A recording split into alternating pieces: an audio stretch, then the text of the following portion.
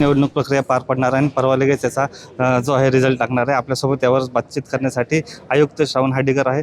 Sir, ही निवडणूक प्रक्रिया पार झाल्यानंतर परवा लगेच रिझल्ट आहे. कशा प्रकारे आपली तयारी आणि किती टेबलवर ही मतमोजणी होणार आहे?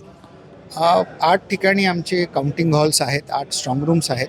सकाळी 10 वाजता 16 तारखेला काउंटिंगची प्रक्रिया सुरू होईल आणि प्रत्येक ठिकाणी अवेलेबल असलेले उमेदवारांची संख्या, पोलिंग स्टेशनची संख्या आणि हॉलची उपलब्धता याच्यानुसार टेबलची संख्या निश्चित करण्यात आलेली आहे.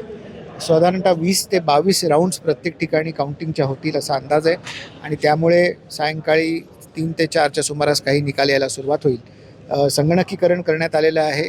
आपण पाहू शकता की लगेच कम्प्युटरायझेशनच्या माध्यमातून आम्ही लगेच रिझल्ट टॅब्युलेट करतो आणि ते जसजसे राऊंड वाईज रिझल्ट टॅब्युलेट होतील तसतसे आम्ही स्टेट इलेक्शन कमिशनला कळवत असतो, मीडियाला कळवत असतो. त्यामुळे दिवसभर नागरिकांना देखील ती माहिती वेळोवेळी उपलब्ध होत राहील. किती कर्मचारी आपले त्या संपूर्ण प्रक्रियेसाठी तैनात करण्यात आलेले आणि कशा प्रकारे हे कर्मचारी काम करणार आहे? प्रत्येक टेबलवरती 3 कर्मचारी नियुक्त केलेले असतात. तसेच पोस्टल बॅलेटसाठी काही वेगळे कर्मचारी असतात. RO ARO नियुक्त आहेतच. त्यामुळे मोठ्या संख्येनं आमच्या इकडे 8 केंद्रांवरती कर्मचारी गरजेनुसार नियुक्त केलेले आहेत. त्यांचे प्रशिक्षण प्रक्रिया पूर्ण करण्यात आलेली आहे.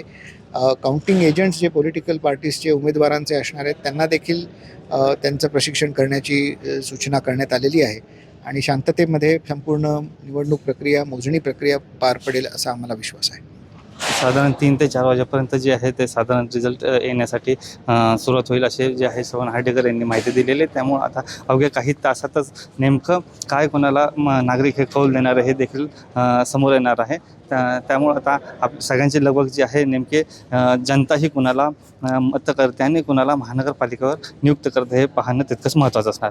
अविनाश परबत, जय महाराष्ट्र न्यूज, पिंपरी चिंचवड.